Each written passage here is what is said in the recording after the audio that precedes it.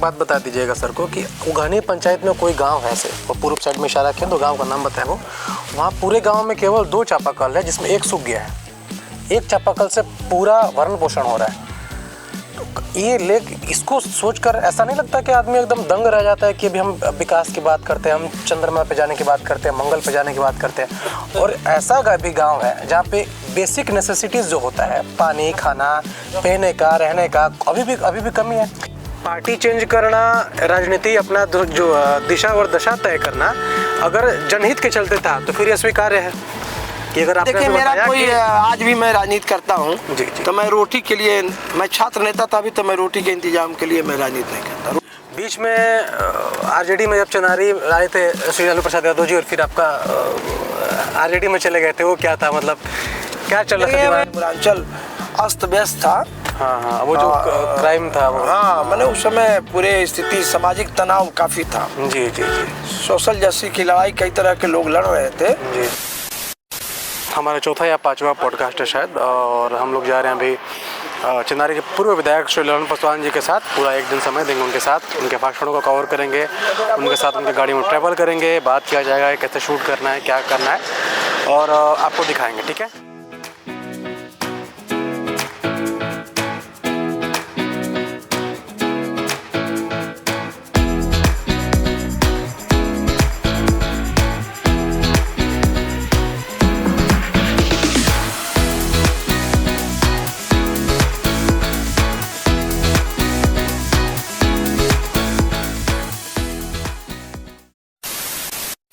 नमस्कार, आप देख रहे हैं इंडो थिंकर और मैं हूं अभिषेक पाठक।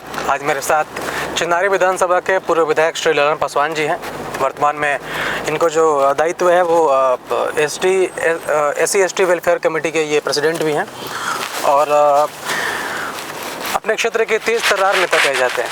इनके बारे में ऐसा कहा जाता है कि ये निर्दलीय चुनाव जीतने की क्षमता रखते हैं। उनकी लोकप्रियता ये बात को और भी प्रमाणित करती है। फिलहाल इनके जीवन से संबंधित सारे चीज़ें पे हम लोग बात करेंगे। सर, बहुत बहुत स्वागत है आपका। धन्यवाद आपको। सर, संक्षेप में अगर हमको बताएं कि जीवन की शुरुआत कहाँ से हुई, प्राइमरी एजुकेशन से लेकर और जो लास्ट एजुकेशन हुआ उसके बाद कब विधायक बने, तो सर इसको सर स्टार्टिंग से थोड़ा सा बताएं। ऐसे तो मेरा 81-83 सेशन था जी ISC का। जी। शांति प्रसाद जैन कॉलेज मगध विश्वविद्यालय का लास्ट चुनाव था। उसी चुनाव में मैं ISC से उम्मीदवार बना था। अच्छा। और मैं जीता था 65 वोट से। मेरे मित्र हैं उमा शंकर सिंह, अभी मेरे मित्र ही हैं। जी जी। दोनों आदमी लड़े थे। अच्छा। तो मैं 65 वोट से जीता था जी। उस समय मगध यूनिवर्सिटी के हम लोग के मित्र भाई हैं बबन सिंह यादव। अच्छा। उस समय प्रेसिडेंट हुआ करते थे। जी जी। और हृदय भाई भी, दोनों आदमी उस समय उम्मीदवार हुए थे। उसके बाद से चुनाव मगध यूनिवर्सिटी का स्थगित हो गया। जी जी।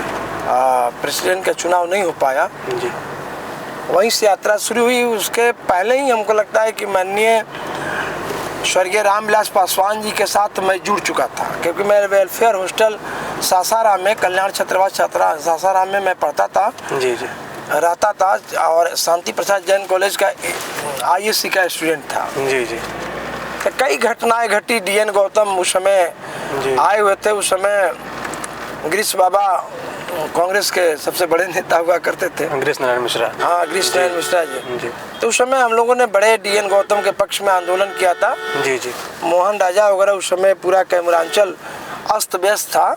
हाँ, वो जो क्राइम था वो। हाँ, मैंने उस समय पूरे स्थिति, सामाजिक तनाव काफ़ी था। जी जी जी। सोशल जस्टिस की लड़ाई कई तरह के लोग लड़ रहे थे। जी जी।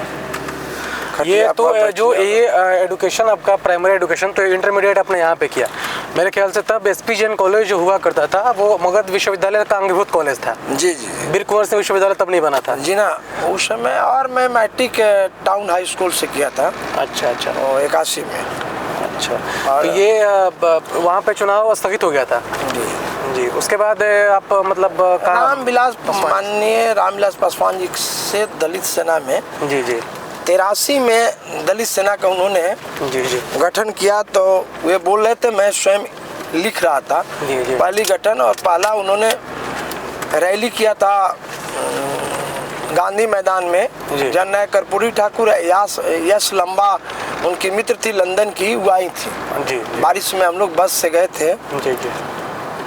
और तब तक कहे नहीं कि डीएन गौतम वाला कई तरह के आंदोलन आए, उसमें बड़े पैमाने पर पार्टिसिपेट किए थे। जी जी। डीएन गौतम की विदाई हो रहा था, तो पति पत्नी के साथ जा रहे थे TSP जैन कॉलेज पर। जी जी। एक मेरे बड़े भाई थे संजय जी और मैं, दोनों आदमी खड़े थे, बाहर निकले तो दूसरा हाथ में मिलाया था। जी। उसके बाद से राजनीतिक यात्रा शुरू हुई दलित सेना में। मैं गठन हुआ था दलित स्टूडेंट फेडरेशन का, मैं ऑल इंडिया का जनरल सेक्रेटरी मुझे बनाया गया। जी जी।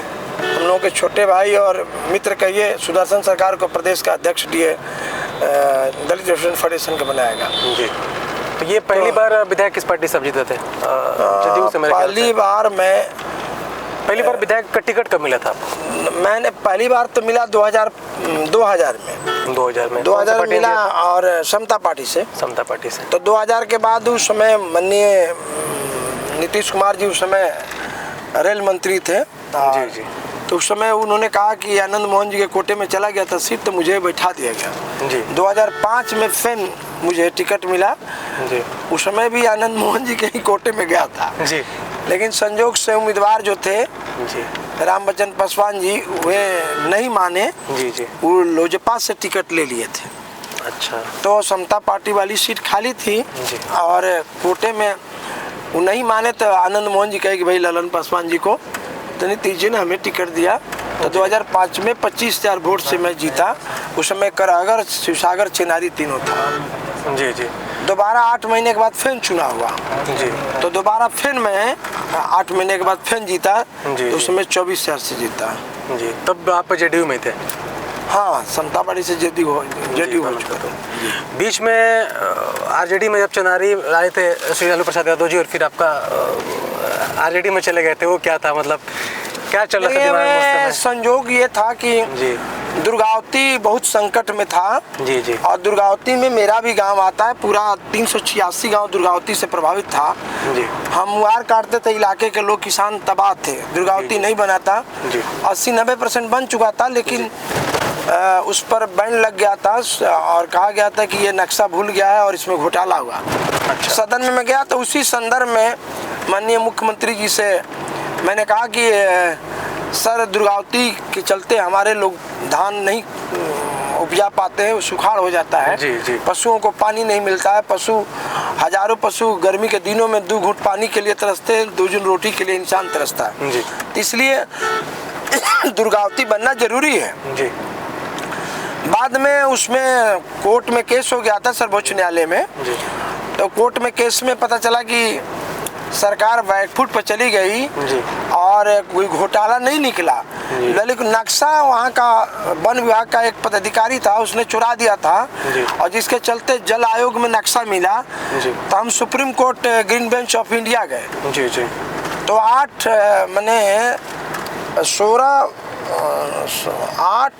16 मार्च को ग्रीन बेंच ऑफ इंडिया ने शुक्रवार को बैठती थी।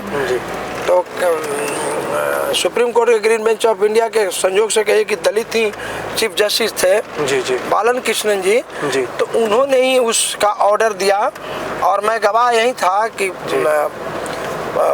भाई मैं और मेरा 3 लाख जनता, 3.5 लाख जनता तैयार है कि जहाँ दुर्गावती बन रहा वहीं बन रहा है, और वहाँ से जगह नहीं बदला गया है और कोई यहाँ चेंज नक्शा नहीं किया गया। नक्शा का रूप था कि नक्शा चेंज करके और गलत जगह बनाया गया। सेंचुरी लगा हुआ था, 52 एकड़ जमीन का बिहार सरकार को पैसा देना था। 313 करोड़ या कितना था देना था नया वन लगाने के लिए। जी।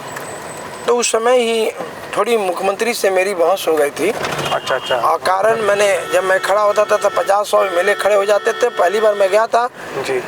तो ईश्वर कृपा से आपको बोलने के छात्र नेता होने के चलते तो कई सवाल जब सदन में आते थे तो मैं खड़े हो जाता था, और उसमें सरकार के ही खिलाफ विपक्ष की भूमिका हो जाया करती थी। तब स्पीकर सेक्शन के लोग जितने थे, कई सवाल दलितों के, किसानों के आते थे, तो मैं और शाहाबाद और कैमूर के जब सवाल आते थे तो निश्चित तौर से मैं ज़्यादा उस सवालों पर मैं खड़ा होता था। तो इसलिए ये बात देखिए सर, बिगड़ गई और कई आरक्षण के सवाल थे, आवासीय विद्यालय के सवाल थे, जी जी 10+2 करने के कई ऐसे सवाल थे, मतभेद हो गया। मतलब उसी पार्टी का चेंज करना, चूंकि क्या होता है सर कि जो वर्तमान में स्थिति चल रही है, मेरे ख्याल से पार्टी को चेंज करना में राजनेता का नैतिक स्तर का पतन होता है, ऐसा लोग मानते हैं इस बात को लेकर। तो अगर पार्टी चेंज करना, राजनीति अपना जो दिशा और दशा तय करना अगर जनहित के चलते था तो फिर यह स्वीकार्य है कि अगर आपने देखिए मेरा कोई आज भी मैं राजनीति करता हूँ जी, जी। तो मैं रोटी के लिए, मैं छात्र नेता था अभी, तो मैं रोटी के इंतजाम के लिए मैं राजनीति नहीं करता, रोटी के इंतजाम के लिए करता। तो उस समय मैं छात्र नेता था, तो मैं स्वयं पैरवी करता था। जी जी लाठी चली थी हमारे छात्रों पर 30 जनवरी 96 को प्रमोशन के आरक्षण के सवाल पर, तो मैं डायरेक्ट जितने एसपी थे और थानेदार थे, मैं स्वयं बात करके मैं पैरवी करता था। मैं किसी पॉलिटिकल लीडर के यहाँ पैरवी कराने के लिए मैं बहुत कम गया हूँ। माननीय रामसुंदर दास के पास एक बार हमारा हॉस्टल बंद हुआ था, तो मैं कहने गया था जी। और मंडल आयोग लागू हुआ था, तो जी जी हम भी उस समय गिरफ्तार हुए थे। वरना मैं पॉलिटिकल नेताओं के यहाँ का, माननीय नीतीश कुमार जी के यहाँ रेल मांगने के लिए रेल शिवसागर में रुका था, तो उस सवाल पर मैं गया था। लेकिन मैं निजी अपने लिए मैं कभी कोई पैरवी किसी नेता से मैं कोई उनका उपयोग नहीं किया।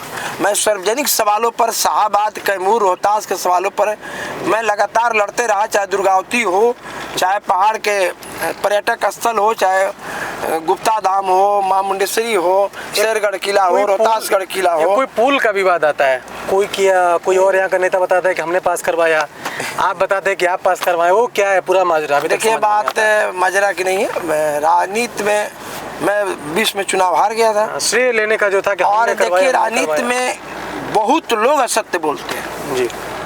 संसदीय प्रणाली में आपको संविधान का शपथ जरूर खाते हैं, लेकिन बहुत लोग, मैंने यही कारण है कि राजनीति में गिरावट आई और नेताओं से अविश्वास हुआ, क्योंकि झूठ बोलने की परंपरा बड़ी तेजी से गिरावट आई। 80-85 के बाद बहुत ज़्यादा आया। समाजवादी आंदोलन के कमज़ोर होना, अच्छे चरित्रवान होने का, पॉलिटिकल लोगों को उदय होना कम हो गया, और जिसके चलते कोई लीडर ही नहीं पैदा हुआ। आज के तारीख में तो लालू यादव, नीतीश कुमार और रामविलास जी के बाद कोई बिहार में मैंने बड़ा नेता का चेहरा, उस तरह का अभी उस तरह की कोई स्थिति नहीं है। आए हैं सम्राट जी हैं, कई लोग हैं, लेकिन जो राजनेता, राष्ट्र नेता कहा जाता है, वो तरी परेशानी है उत्तरी पूर्वी भारत में।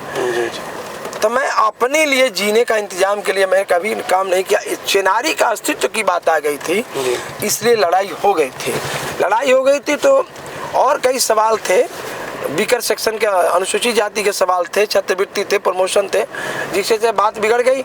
और उसी संदर्भ में लोकसभा के चुनाव आने थे, और माननीय नीतीश जी हमसे नाराज जरूर हो गए थे कि सदन की भूमिका में मैं सरकार और विपक्ष की भूमिका से मैं बाहर सवालों के साथ मैं खड़ा हो जाता था। तो मतभेद हुआ, तो वैचारिक सत्ता का निर्माण के सवाल पर मतभेद हुआ। मेरे कोई लाभ की बात होती तो मैं वही में चुपचाप लाभ होता के चक्कर में आप कई पार्टी नहीं कभी नहीं रहे, आज भी नहीं है। और अगर ये मैं बात रहता तो मैं अभी तो 15 साल 20 साल नीतीश जी के जितना करीब मैं था बीकर सेक्शन में, वही सभा हुई है बिहार की, 4-5 सभा किए होंगे उनके साथ। रथ लेके घूमे थे चौराहे 2 बार रथ निकला था, उस सभी में हम संचालन कर रहे थे और मैं अपने स्वयं भाषण कर रहा था। जिस समय लालू जी के आतंक और गुंडा राज का प्रकाष्ठा चढ़ा था, तो उस समय हम लड़ रहे थे, और पार्टी तो अलग रही थी, हम व्यक्तिगत भी दलित छात्र दलित छात्र संघर्ष समिति के बैनर की तरह लालू जी के खिलाफ हम लड़ रहे थे। हमारी अपनी अस्तित्व पर लड़ाई हो रही थी। झारखंड बिहार के 30-40 शहर छात्र 30 जनवरी को बर्बर लाठी खाए, हिंदुस्तान अखबार पर भी हम लोगों ने प्रदर्शन किया था। ऐसी कोई बात नहीं है कि मैं स्वतंत्र ढंग से भी राजनीति के लिए मैं अपना काम करते रहा हूँ। पार्टियां रही हैं टिकट के लिए, लेकिन यही कारण रहा कि नीतीश कुमार जी हमें बुलाकर और मुझे टिकट दिए थे, ऐसा कोई बात नहीं है। और आज भी हमारे लक्ष्य में कैमूर और रोहतास शाहाबाद रहता है, बिहार भी है, लेकिन पहले और बाकी अनुसूचित जाति गरीबों का अति पिछड़ों का सवाल भी मेरे जहन में रहता है, इसलिए उन सवाल पर मैं मुखर होकर बोलता हूँ। अब मुखर होकर बोलने वालों पर तो थोड़ा संकट रहता है जी बिल्कुल। तो निश्चित तौर से विरोध और विद्रोह करने वालों पर गर्दन पर तलवार थोड़ा ज्यादा लटकी रहती है, तो लटकी रहती है आज भी। तो खैर उसकी चिंता मैं नहीं करता हूँ, क्योंकि मैं राजनीति करता हूँ मानवता के लिए, समाज के लिए, निर्माण के लिए, राष्ट्र के निर्माण के लिए, राज्य के निर्माण के लिए, अपने इलाके के निर्माण के लिए, इसलिए मैं ये काम से तो मैं वंचित नहीं हो सकता। वहाँ पे था, वहाँ पे कोई मंच से मनुष्यता कविता का जिक्र किया जो मैथिली शरण गुप्त का लिखा हुआ था कि वो मनुष्य नहीं, जो वो मनुष्य का जो मनुष्य के लिए ना मरे। उस कविता को जब मैंने सुना तो एक मेरे मन में प्रश्न आया कि आप देख लीजिए कि दलित चेतना की बात करके एक भीमराव अम्बेडकर जी को छोड़ दें तो मेरे ख्याल से इतने सारे नेता हुए, उसके बाद भी जो दलितों का हाल है अभी भी वो यथावत वही है। अभी से 100 वर्ष पहले जहाँ रह रहे थे अभी भी वहीं रह रहे हैं। जैसे मैंने अफगानी के मुसहरी बस्ती में मैं जब आपके साथ घूम रहा था तो मैंने एक चीज़ नोटिस किया कि वहाँ पे अभी भी मतलब बेसिक चीज़ को छोड़ दीजिए तो वहाँ पे उनको ना खाने का अच्छा है, सबसे बड़ी चीज़ क्या एजुकेशन नाम का चीज़ ही नहीं है। तो इस पर क्या कहना चाहेंगे, क्या मतलब आपका जो मंतव्य? देखिए, सरकार बाबा साहब अम्बेडकर ने जो संविधान दिया, संविधान का सशक्त पालन नहीं हुआ। जिन अंतिम व्यक्ति की बात उन्होंने की बाबा साहब ने, तो कई राष्ट्रीय नेता पैदा हुए बाबा साहब के बाद, कांसी राम जी हुए, रामविलास जी हुए, सब लोगों ने बात किया, लेकिन बड़ी आबादी अनुसूचित जाति जनजाति के, जिसमें चमार, दुसाध, धोबी, पासी, मुसहर, डोम, मेस्तर, खट्टिक, रजवार, कई जातियां हैं, उपजातियां हैं, उनको जो अंतिम में जो लाभ होना चाहिए दैनिक जीवन का, वो लाभ नहीं हो पाया। संविधान लागू होना और संविधान को जमीन पर उतारना, दोनों में अंतर हुआ। 60 साल तक कांग्रेस, 58-59 साल तक कांग्रेस रही, नेहरू जी से यात्रा शुरू होती है, और अभी तक वो मुसहर समाज के लोग हों, चाहे दलित समाज के लोग हों, अनुसूचित जाति हों, डोम हो, मेस्तर है, वो अपने कामों से वंचित होकर दूसरे जीवन में जीने का प्रवेश नहीं कर पाए। उसके कारण है कि मेरे भी लोग अगर प्रतिनिधित्व करते हैं, उनके मंत्री रहे, तो उनके फुर्सत नहीं मिला कि वो अंतिम व्यक्ति से मिलकर उसकी दिशा और दशा को तय करें। जी। भारत के प्रधानमंत्री सभी योजनाओं को देते हैं, भारत के बिहार के मुख्यमंत्री नीतीश कुमार जी सभी को लाभ देने का प्रयास किए, सड़क बन गई, बिजली बन गई, कई ऐसे काम, बड़े बड़े काम हुए, जल नल हुए, लेकिन हम गरीबों के यहाँ नियति का जो भी फेरा हो, जो ले जाता है काम करने के लिए, वो ठेकेदार भी उसका नियत ठीक नहीं रहता, क्योंकि वह दलितों का उपेक्षित गाँव है, तो जैसे तैसे काम करके चला जाता है। सरकार जो सिस्टम है, उस सिस्टम पर कभी नियंत्रण नहीं किया। नियंत्रण होता तो बेहतर काम होता, अन्य गाँवों की तरह वहाँ भी पानी मिलता।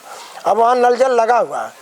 हम अपने समय में 75 वर्षों के बाद 2005 में मैं बना, तब पहली बार वहाँ लाठ पर सड़क बनाया, बिजली ले गया, विद्युतीकरण नहीं था, ललटेन के जीवन में जीते थे, दिया बाती में। अब तक किरासन के तेल मिलता भी नहीं बिहार में। नीतीश कुमार जी के आने के बाद बिजली जो 300 मेगावाट पर चलता था, 700 मेगावाट पर, आज 6000 मेगावाट पर है। मैंने 55-60-100 मेगावाट पर बिहार चल रहा है। अब तक खेतों को पानी के लिए बिजली जा रही है, किसानों के लिए जा रही है। अब तक कोई गांव नहीं बचा है जहां विद्युतीकरण नहीं हुआ। मेरा पहाड़ कैमूरांचल छोड़ा कर वो भी टेंडर हो गया है, निविदा हो गई है, एनओसी जैसे मिलेगा 10-15 दिन में उसमें भी अवार्ड हो चुका है। पूरे कैमूरांचल में आज़ादी के 75 साल का 9400 वर्ग किलोमीटर में बसा हुआ कैमूरांचल, जिसमें 250 करीब गांव है। उन गांव में मैं सोलर ले गया। प्रत्यय अमृत सेक्रेटरी अपर मुख्य सचिव थे बिजली विभाग का, मेहनत करके विवेक बाबू वन विभाग के कमिश्नर थे। तो मैंने कहा कि आप एनओसी नहीं दे सकते हैं तो सोलर दीजिए। तो सोलर से मैं ताला वाला कैमूर का, मेरे यहाँ आपको बंडा बुधवा से कहिए, नागा टोली, बभन, तालाब, सड़की वड़की जितने गाँव हैं, यहाँ तक कि यहाँ इस उगानी पंचायत के आपको औरैया, भुड़कुड़ा, उर्दगा, फुलवरिया, इन सब जगह, गुरिया, बुखड़वा, नकटी, चपरी, भवनमा, सब जगह तो गया, लेकिन वो सक्सेस नहीं हुआ। तो 5 साल चला, फिर गड़बड़ा गया था। तो फिर मैंने कहा कमिश्नर को बिजली विभाग को संजीवन हम जीते तो फिर 1.5 साल के एक्सटेंशन हो। अब तो टेंडर निविदा हो गई है, हमको लगता है कि महीना 15 दिन 1 महीने में काम शुरू हो जाएगा। अस्थायी विद्युतीकरण का जुगाड़ है। यही भारत का सच है कि आज़ादी के बाद में पूरे बिहार में विद्युतीकरण हुआ, कैमूरांचल नहीं हो पाया क्योंकि यहाँ कोई देखने वाला नहीं, कोई माई बाप नहीं था। मैंने ये उठाया तो यहाँ पीने के पानी नहीं था, चुआड़ी के पानी लोग पीते थे, आदिवासी बनवासी। अभी हम जब आपके साथ घूम रहे थे तो एक सज्जन आए और बोले कि आप मीडिया से हैं। बोले हाँ मीडिया से हैं। तो एक बात बताएं कि अपने माध्यम से एक बात बता दीजिएगा सर को कि उगानी पंचायत में कोई गांव है ऐसे, वो पूर्व साइड में इशारा किया तो गांव का नाम बताएं। वो वहाँ पूरे गांव में केवल 2 चापाकल है जिसमें एक सूख गया है। एक चापाकल से पूरा भरण पोषण हो रहा है। ये इसको सोचकर ऐसा नहीं लगता कि आदमी एकदम दंग रह जाता है कि अभी हम विकास की बात करते हैं, हम चंद्रमा पे जाने की बात करते हैं, मंगल पे जाने की बात करते हैं, और ऐसा भी गांव है जहाँ पे बेसिक नेसेसिटीज़ जो होता है, पानी, खाना, पहने का, रहने का, अभी भी कमी है। निश्चित तौर से मैंने आपको कहा कि सरकार, ईश्वर के बाद सत्ता सबसे ताकतवर चीज़ है जो तकदीर और तस्वीर बदलती है समाज का और राष्ट्र का और राज्य का। वहाँ जिनकी नज़र जाएगी, सत्ता तो एक ऐसी चीज़ है कि मैंने अभी डीएम से बात किया, उदिता जी से, मैंने कहा कि यहाँ बास्केट आपने पर्चा दे दिया, अभी ज़मीन का अधिग्रहण नहीं हुआ और लोगों को मिला भी है तो मिला भी नहीं हुआ है जिस तरह से अपने झोपड़पट्टी में रहते हैं। अब मैं बीपीएल यहाँ 65 से 60 लाख से ऊपरे है, लेकिन मुसहरी का बीपीएल, चमटोली का बीपीएल, पसवान टोली का बीपीएल, डोमखाना के बीपीएल 18 और 19 पर था। 2 भागों में बट गया, अंत्योदय और बीपीएल। आज भी मुसहरी में सभी लोगों के पक्के के मकान नहीं बन पाए जी। तो देख रहे सरकार है, भारत सरकार भी दे रही है, बिहार सरकार, क्योंकि यहाँ नज़र जो जनप्रतिनिधि रहे, लोकसभा एमएलए रहे, विधायक रहे, उनकी नज़र नहीं पड़ गई। अगर पड़े होते तो बीडीओ सीओ को बैठ के कलेक्टर को हमने प्रयास किया था। मैंने कहा कि 3-4 काम मैंने कहा, सामुदायिक भवन दिया, ये दिया। तो देखिए, सत्ता रहने के बाद भी दृष्टि नियति का सोच है कि नियत कैसे में कोई खाता है क्या? जैसे एक बार बहुत पहले राजीव गांधी बताए थे अपने कांग्रेस के रीजन में कि 1 रुपया दिल्ली से चलता है, लेकिन जिस हिस्से के लिए पैसा निकलता है वहाँ जाते जाते 25 पैसा बचता है या उससे भी कम। आपको लगता है क्या कि बीच में लोग कहीं ना कहीं खत्म करके वहाँ? नहीं, बात तो है ही, सत्ता में बैठे हुए लोग जो पदाधिकारी हैं, कोई भी काम होता है, ठेकेदारी हो, जो भी काम होता है, उसमें हिस्सेदारी व्यवस्था के चली जाती है हमारे रोकने के बावजूद भी। जैसे बीपीएल है, तो बीपीएल में इंदिरा आवास बन भी रहा है, तो गरीब महिलाओं को थ्रेट करके कि आप नहीं दोगे तो पैसा हम नहीं देंगे, तो उसमें भी 10,000 20,000 रुपये ले लेते हैं, सारे जीरो टॉलरेंस के बाद भी। तो ये लाख छुपाने के बाद भी चुपे चोरी गरीब महिलाएं, चाहे गरीब जो समाज के लोग हैं, उसके कुछ हिस्से पैसा जो मिलता है उसके कुछ हिस्से पदाधिकारियों द्वारा ले लिए जाते हैं, उसमें जो भी जिम्मेवार हों।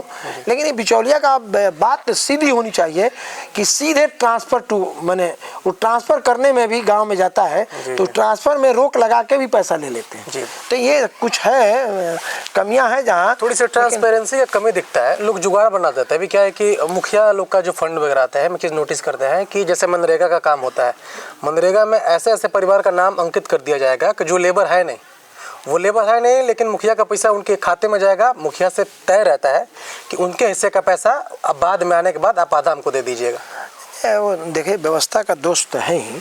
मैंने कहा कि व्यवस्था का दोष है। जैसे आवासीय विद्यालय, तो आवासीय विद्यालय अनुसूचित जाति के हैं, पहाड़ पर आप देखिए, कैमूर में भी है, मेरे यहाँ सड़की में भी है, कई जगह है आवासीय विद्यालय है। मैं अभी 100 मैंने 720 कमरे का 720 छात्र छात्राओं को रेहल में बनवाया।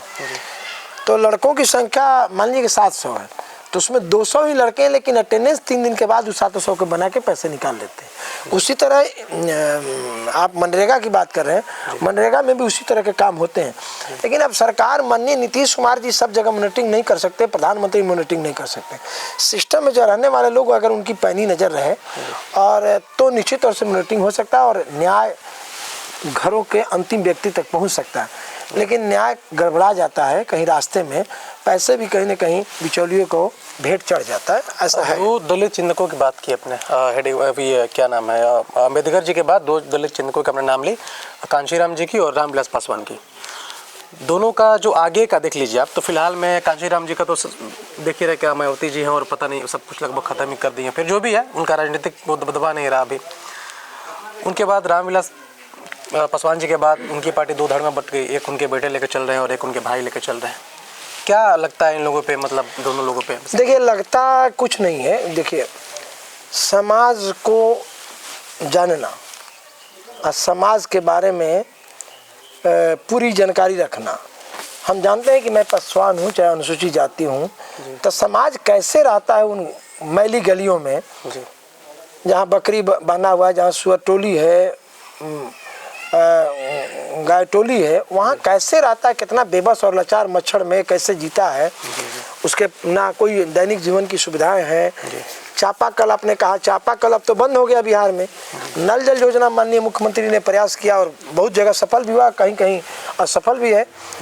तो उन पर जांच बैठ के कार्रवाई होनी चाहिए। वो नहीं होने के चलते ही ये पानी नहीं चल रहा है मुसहरी। तो अब काम देना मुख्यमंत्री का काम है कि योजनाओं को लागू करना और योजनाओं को अंतिम व्यक्ति तक ले जाने नीचे के पदाधिकारियों का काम होता है। बीच में बिचौलिए आ जाते हैं उनके जो लोभ के कारण रहा हो। और जहाँ तक रामविलास माननीय कांसीराम जी की बात कर रहे हैं तो निश्चित तौर से जुबान रहे हैं भारत के दलितों के और उसके आवाज़ रहे हैं। समय समय पर आरक्षण पर समय समय पर उनकी बेबसी और लाचारी पर चिंता व्यक्त की है। लेकिन सत्ता के शीर्ष पर जहाँ पहुँचना चाहिए, जहाँ से संविधान का निर्माण का रास्ता अख्तियार होता है, वहाँ तक न कांसीराम पहुँचे न रामविलास जी पहुँचे। भारत सरकार के कैबिनेट मिनिस्टर जरूर है, विभाग के मंत्री रहे, लेकिन संपूर्ण समाज का निर्माण और समूह संपर्क की व्यवस्था बनाने के वाहक नहीं बन पाए। अब जो भारत के प्रधानमंत्री जैसे बीपी सिंह हुए तो मंडल आयोग लागू हुआ, सोशल चेंज हुआ। तो बाबा साहब ने यही बात कहा कि मुझे गुलामों को गुलामी का एहसास करा दो तो गुलाम अपनी गुलामी को तोड़ देगा और अपना रास्ता अख्तियार कर लेगा। उन्होंने कहा, इसीलिए कहा कि सोशल चेंज चाहिए। हम जो मैंने छुआछूत से हम परहेज करते हैं, इससे हमको मुक्ति का मार्ग मिल जाए और हमारे बच्चों को पढ़ने का मैंने शिक्षा की व्यवस्था हो जाए। मेरे बाल बच्चे पढ़ लेंगे, लिख लेंगे तो अपनी लड़ाई लड़ लेंगे और अपना निर्माण का रास्ता अख्तियार करेंगे। जो काम आज़ादी के 70 वर्षों में अभी तक नहीं हो पाया। आज भी साक्षरता दर बिहार में 60 से 63% है। अनुसूचित जाति की साक्षरता दर पुरुषों का 22% होगा, महिलाओं को 15 से 16% होगा। तो अभी भी से 150 से 200 बरस लगेंगे इनको साक्षर होने में। सारी आज़ादी के 75 सालों के बाद कांग्रेस ने जिस तरह से दलितों और अकलियतों के साथ, अति पिछड़ों के साथ अन्याय किया है, देश में उस तरह की कोई सरकार अन्याय नहीं किया। अगर वो चाहते तो सूरत बदल गई होती आज से 60 साल पहले। जो अब भारतीय जनता पार्टी ने कोशिश कर रही है, प्रयास कर रही है उस दिशा में कि सूरत बदले भारत का और गरीबों को अन्न मिले, पेट से भूखे नहीं मरे, इसकी प्रयास नरेंद्र मोदी जी करते रहे। उजाला योजना, दीदियों का मैंने जीविका का और इन माध्यम से गरीब महिलाओं को जोड़ना, उनके काम करके उनको जीने का आधार, उनका बाजार बनाना, ये सब प्रयास अब शुरू हुआ है। तो 10 साल हुआ, अभी 11वां साल हो रहा। तो अभी बड़े परिवर्तन की जरूरत है बिहार में, बिहार नहीं भारत में। अभी एक राजनेता होने के तौर पे, चूँकि आप समाज में रहते होंगे, हर वर्ग के लोग आपके पास आते होंगे, हर वर्ग के लोग आपके पास बैठते होंगे, खाते होंगे, पीते होंगे। अभी अपने छुआछूत की बात की तो समाज में जो चाहिए जिस स्तर का छुआछूत को हटना चाहिए भी हट नहीं पाया है, मेरे ख्याल से सामान्य है। लेकिन उसके बाद भी एक नेता को सबको लेकर चलना कितना मुश्किल होता है? देखिए मुश्किल होता है।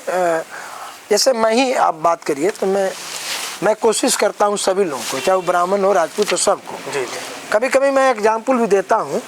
मैं सनातनी हूँ और सनातन में खासकर जाति की बात करें तो मुगल काल से लेकर औरंगजेब काल तक सबसे ज़्यादा, राणा प्रताप के काल से लेकर सबसे ज़्यादा एक जातियां हैं जिसको बाद में पासवान कहा गया, जो सिसोदिया वंश से आती है, जो राणा प्रताप के वंशज से जुड़ा हुआ मैंने वंशावली बताती है। वो जो भाग के आए तो एक सुअर की प्रथा शुरू हुई जब मुगलों का मुगलों का और औरंगजेब का राज था। तो उसने व्यवस्था करके अपनी बहू बेटियों को आबरू बचाने के लिए सुअर पालना, सुअर का दांत का तबीज लगाना, ये सब बात करके अपनी अस्मिता को बचाने का प्रयास किया। और साथ ही सनातन धर्म को भी बचाने का, जब मुगलों का काल था, जब मंदिरों पर हमले हो रहे थे, जब हमारी संस्कृति विरासत पर हमले हो रहे थे, सबसे ज़्यादा अगर कोई हिंदुस्तान में अगर किसी ने लड़ने का प्रयास किया है तो पासवान जातियाँ लड़ने का काम किए, जो सनातन धर्म को रक्षक के काम में हुआ। बाद में अंग्रेजों ने उसे चौकीदार बना घोषित कर दिया। लेकिन जब हम सुअर पालने की परंपरा में आ गए तो हम लड़ने वाले लोगों के बाद भी हम शूद्रों की संख्या में आ गए। और हम भी आज भी हम सनातनी हैं और सनातन को मानते हैं, और हमारा समाज भी सनातनी है और सनातन को मानता है। बाबा साहब भी मानते रहे हैं, लेकिन कर्म कांडों के चलते बाबा साहब ने बाद के दिनों में अस्पृश्यता के सवाल पर उन्होंने बुद्ध धर्म को स्वीकार किया। अंतिम में 1956 में जब 6 दिसंबर को उनका देहांत हुआ तो उन्होंने बुद्ध के बुद्धम शरणम गच्छामि का बात देकर वो चले गए। लेकिन फिर भी सनातन धर्म के मानने वाले हिंदुओं की बड़ी संख्या भारत में जो सनातनी हैं और सनातन को मानते हैं। चूँकि अब कर्मकांड की बात हो गई है तो एक प्रश्न मेरे दिमाग में आ रहा है कि कर्मकांड को देख लीजिए तो आपके जानने वाले किसी बताते हैं कि आपका धर्म बड़ा आस्था है, आप धर्म को बड़ा मानते हैं। आपके गाड़ी में देख रहे थे कि दुर्गा माता का बड़ा प्रतिमा है, वो हमेशा रहता है। उसके बाद भी पिछले साल हुआ, पिछले साल के चुनाव में मुझे याद आ रहा है कि आप पे ब्राह्मण विरोधी होने का बहुत बड़ा वो चला कि भाई ब्राह्मण विरोधी, आप धर्म विरोधी हैं, ये हैं वो हैं। तो ये सब क्या है, बस दिखावा के लिए सब पूजा पाठ और पुरोहित कर्म करते हैं या फिर कि मतलब आस्था है क्या है? नहीं, आप तो यहाँ पूछ लीजिएगा। बोले चेनारी का कोई ब्राह्मण का बच्चा नहीं, और जो बुजुर्ग हैं 100 वर्ष 110 वर्ष के मुझे जानते हैं जी। मेरा कहने का प्रसंग दूसरा था जो मैं आज बोला। क्या था उस पे पूरा प्रसंग? हाँ, मंच मैं एक नेता का नाम मैं नहीं रखूंगा, उसका आरक्षण पे एक बयान आया था जी जी कि आरक्षण की अब जरूरत नहीं, जिनकी 2 नामों की चर्चा की, एक नाम के पुत्र का था कि आरक्षण की अब जरूरत नहीं है जी जी समाज को। तो उस पर बीकर सेक्शन के अनुसूचित जाति के लड़कों का एक बड़ा टीम जी महेंद्र छत्रवास के कैंपस में एक बड़ा मीटिंग बुलाया था। तो उस पर उस चर्चा चल रही थी, तब मुझे आना था, मैं भाषण किया। तो मेरा प्रसंग था कि भाई आप भीम आर्मी को आपने कई भागों में बांट दिया। कोई रविदास भीम आर्मी है, कोई पासवान भीम आर्मी है, अलग अलग आर्मी है। और आप कहते हो कि सबसे ज़्यादा चिंता ब्राह्मणवाद की है, उसके चलते हमारा संकट है। तो दलितों में जब पासवान रविदास जो है एक दूसरे को देख के लाल कपड़े जैसे सांड भड़कता है, उससे भड़कता है। चौबे जी, दुबे जी, पाठक जी, शुक्ला जी, पांडे जी सब एक दूसरे से शादी ब्याह कर लेते हैं। तुम जात से भात की तरफ नहीं जोड़ते हो, आप ब्राह्मणवाद की बात करते हो। ब्राह्मणवाद खत्म करने की बात तो तब करोगे, अपना बात जो चमार दुसाद का बात है उसको खत्म कर दो, तब दूसरे से किसी की बात करोगे। तो उससे ज़्यादा तक संकीर्णता में आप रहते हो। मुसहर से तुम्हारा देह छुआता है, धोबी से तुम्हारा देह छुआता है, एक दूसरे से सब एक दूसरे को नीच के दृष्टिकोण से देखते हो। वो तो चौबे दुबे जी ब्याह कर लेते हैं। दुबे जी, तुम क्यों नहीं, चौबे दुबे जो हो, पासवान जी या रविदास जी, तुम अपने में क्यों नहीं शादी करते हो? ये प्रसंग था जिसको लोगों ने काट के चलाने का प्रयास किया था। उससे कोई मुझे अंतर नहीं पड़ता है। मैंने हम सैकड़ों बार यहाँ बोले हैं कि सीखना हो तो कभी सुरेंद्र पद्या से सीखो, सीखना हो तो कभी जयशंकर तिवारी से सीखो कि ये अपने में मिल्लत बना लेते हैं। तुम भी मिल्लत बनाओगे तो सत्ता की सिर्फ पर तुम्हारे पास होगा। 22% आबादी है। तुम अब जीतन राम मांझी अलग चलाते हैं, कांसी राम की मायावती अलग चलाती हैं, राम बिलास जी का परिवार अलग चलाता है। तो फिर दलितों का इकट्ठा होने की बात कहाँ हो सकती है? तो हम सबसे बड़े ब्रह्मवादी तो हम हैं, जो हम उस बात का अनुकरण कर रहे हैं, हम उसकी का नकल कर रहे हैं। और हम दूसरे पर आलोचना करते हैं कि ब्राह्मणवाद खत्म करो, ब्राह्मणवाद। तो ब्राह्मणवाद खत्म करने से पहले अपने बात को खत्म करो। ये बात मैं बोला था, जिसको गलत तरीके से इंटरप्रेट करके चला गया था। खैर, उससे कोई अंतर नहीं पड़ता है, क्योंकि मैं जो हूँ उसमें मेरे बदलाव नहीं हो सकते। मैं आज ही बोला कि 22% आबादी अगर जिस दिन खड़ी हो जाए, सत्ता के शीर्ष पे बैठेगी, कोई बैठेगी, तब हमारी तकदीर और तस्वीर बदलेगी।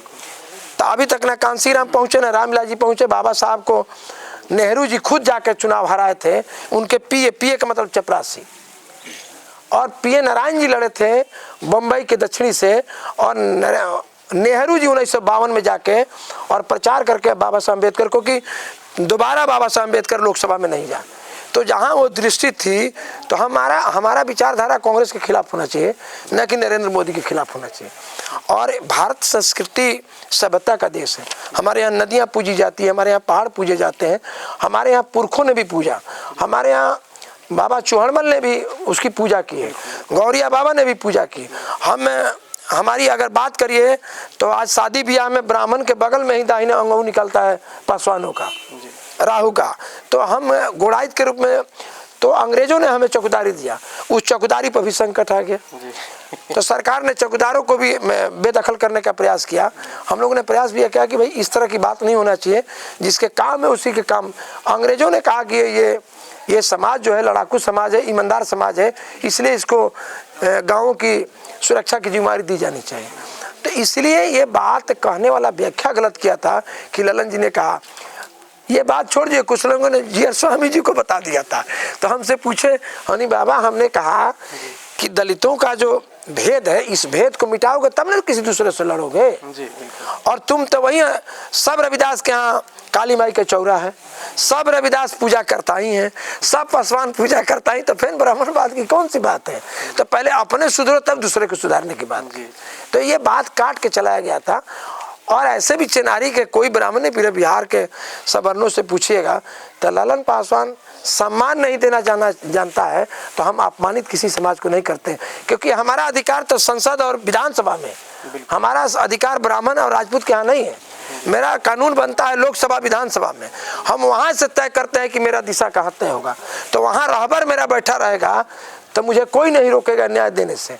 वहाँ रहबर नहीं होगा तो शुक्ला जी दुबे जी थोड़े मेरा न्याय रोक लेंगे, कहाँ रोकते हैं? हमारा पानी मिलता है, चापा कलम लगाते हैं, हम सामुदायिक भवन बनाए, कहाँ कोई रोका?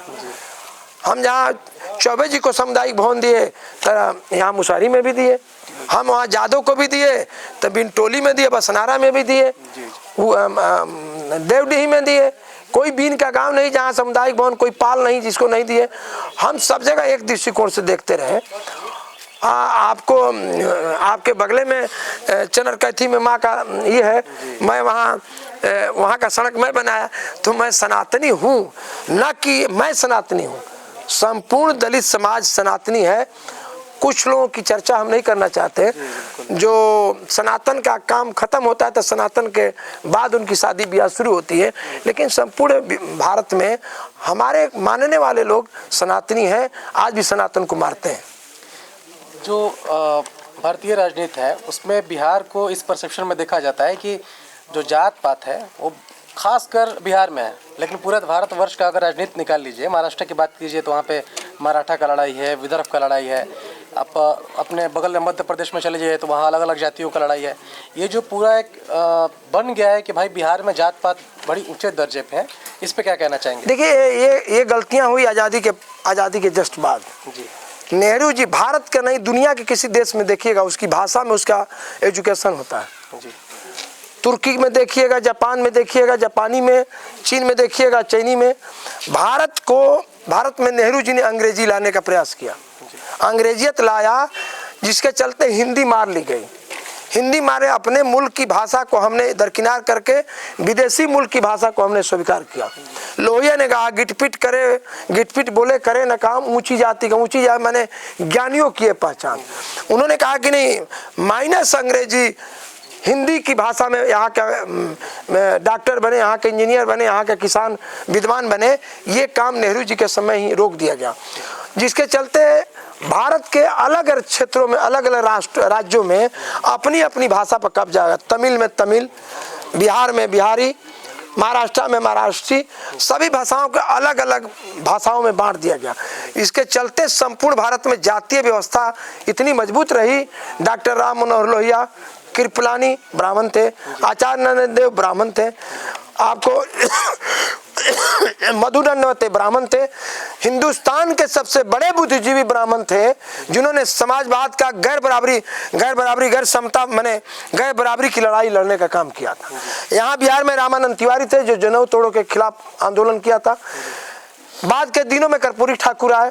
डॉक्टर राम मनोहर लोहिया जो कहे पूरे दुनिया में, उन्होंने जो 100 वर्ष पहले जो मूल्यांकन करके लिखा है कि जब भारत में भाषा का हिंदी भाषाओं को जब दरकिनार करके नेहरू जी ने अंग्रेजी भाषा का प्रादुर्भाव किया, इसलिए जो गरीब है, जो मुशहरी में रहने वाला व्यक्ति है, उसके यहाँ अगर कोई सीओ बीडीओ गया, कलेक्टर गया, अंग्रेजी में बोल देगा, गाली भी दे देगा, क्या बोलेगा उसको समझ नहीं पाता। अगर हिंदी बोलता तो संपूर्ण भारत इकट्ठा होता, लेकिन अलग अलग भाषाओं में अलग राज्यों को बांट देने का प्रयास किया गया। तो अलग का मैंने कहा कि कहीं तमिल है, कहीं आंध्रा का आंध्रा भाषी है, केरल का अलग भाषा है। बिहार का अलग भाषा है, उत्तरी पूर्वी भारत में हिंदी बोला जाता है। उत्तरी पूर्वी भारत का सबसे बड़ा भारत का हिस्सा है जो हिंदी भाषा का प्रयोग करता है। उत्तर प्रदेश, बिहार, झारखंड, बंगाल, पूरा का पूरा मध्य प्रदेश तक जाइएगा, राजस्थान तक जाए, हिमाचल तक। लेकिन इन भाषाओं को रोक के, हिंदी भाषाओं को रोक कर नेहरू जी ने जो गलती किया उसका परिणाम भारत आज भी भुगत रहा। वही कारण रहा कि कश्मीर भुगतते रहा। बाद के दिनों में नरेंद्र मोदी ने 370 ला के जो लागू किया तो कश्मीर भारत के एक अंग बना, नहीं तो अलग हिस्सा था जहाँ से मैंने आतंकवाद की बुनियाद खड़ी थी। इसलिए इसकी गलतियों का बुनियाद कांग्रेस के समय से है, जिसके चलते और दूसरी बात कि भारत में जात पात की बुनियाद इतनी मजबूत है, कहिए कि वर्ण व्यवस्था की मजबूत है। हालांकि ये समय समय पर टूट जाता है। जैसे बुद्धिजीवी हैं, पत्रकार हैं, कलेक्टर हैं, एसपी हैं, उनकी जातियां जैसे ऊपर जाते हैं तो टूट जाती है। वो शादी कर लेते हैं किसी पासवान की लड़की से, आईएएस से। कई ऐसे सवर्ण जाति में लोग हैं कि जो गरीब के बाल बच्चे से भी आईएएस से, इंजीनियर से तो कर लिए, जैसे ऊपर जाते हैं उनका लेवल जैसे कलेक्टर तक जाता है, एसपी तक जाता है। भारत के कई ऐसे हिंदू राजनेता हैं, राष्ट्र नेता हैं, उनकी बेटियां मुसलमान की लड़कियों से शादी कर लिए, और कई मुसलमान लीडर हैं जो हिंदुओं की लड़कियों से शादी कर लिए। तो मजहब भी टूटा है और जातीय व्यवस्था भी टूटती रही है, लेकिन आज भी इतनी मजबूत है कि दृष्टि दोष के कारण समाज में अपनत्व का भाव खटास में रहता है, दूरियां बड़ी रहती है। हालांकि जातीय व्यवस्था भारत का अगर टूट गया होता, डॉक्टर राम मनोहर लोहिया जो कहा करते थे, कर्पूरी ठाकुर, लोकनाथ जयप्रकाश ने जो कहा, टूट गया होता तो भारत आज से, हम मानते हैं कि 40 साल पहले दुनिया के सबसे मजबूत राष्ट्र था। जैसे पहले जगत गुरु था, वैसे जब शेरशाह के समय में अखंड भारत था, बाद के दिनों में जैसे देश आज़ाद हुआ, ये टुकड़ों टुकड़ों में अलग अलग सीमाओं में सरदार पटेल ने छोटे छोटे जिम्मेदारों को तोड़ तोड़ के एक अलग राष्ट्र बनाने का प्रयास किया, 386 रियासतों को जोड़ने का काम किया।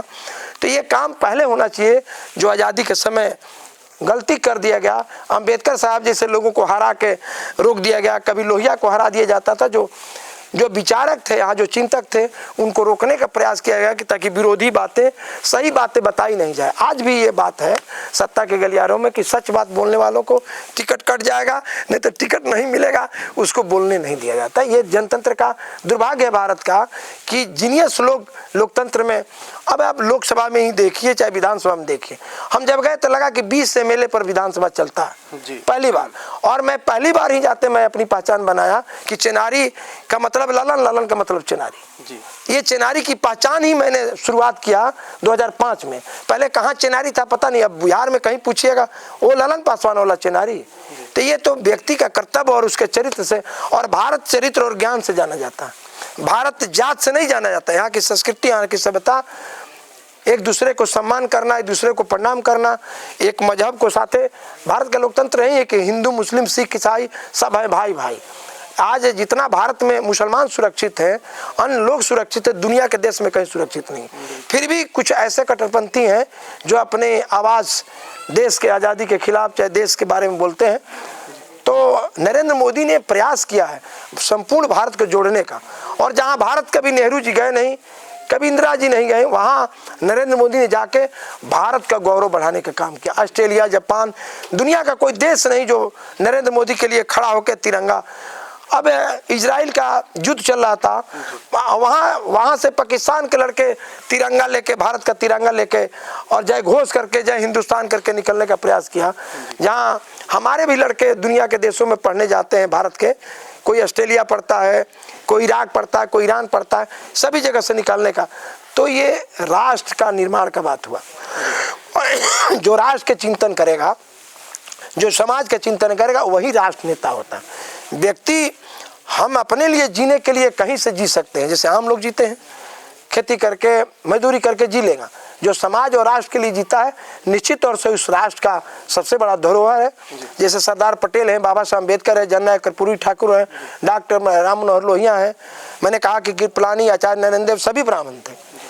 और हमको पहली बार आज़ादी के पहले ही बैजनाथ मंदिर में, बैजनाथ धाम की मंदिर में श्री बाबू ने प्रवेश कराया था। मंदिरों में हमें प्रवेश वंचित था।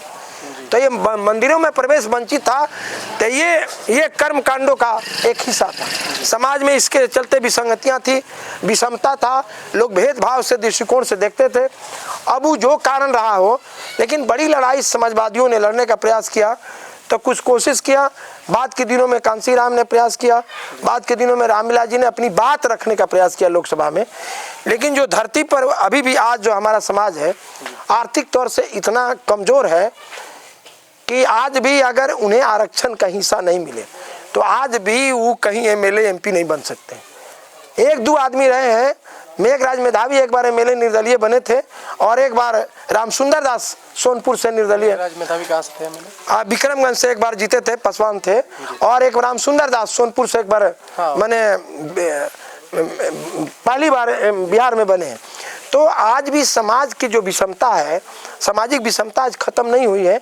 और इसको जैसे जैसे मैंने कहा कि क्लास जैसे ऊपर बढ़ता है उनका जात टूट जाता है, लेकिन नीचे जो बैठा हुआ व्यक्ति है, चाहे राम हो, श्याम हो, ब्राह्मण हो, चाहे गरीब ब्राह्मण हो, तो कोई हमेशा देखने को मिलता है। जैसे एक गोस्वामी जी का मानस का एक दोहा का अंश है कि समर्थ में ना दोष गोसाई। समर्थवान व्यक्ति में जो दोष का वो होता है, एक लेवल पाने के बाद तो सब टूट जाता है। खैर तो इस पर हम बात करेंगे अभी कभी और।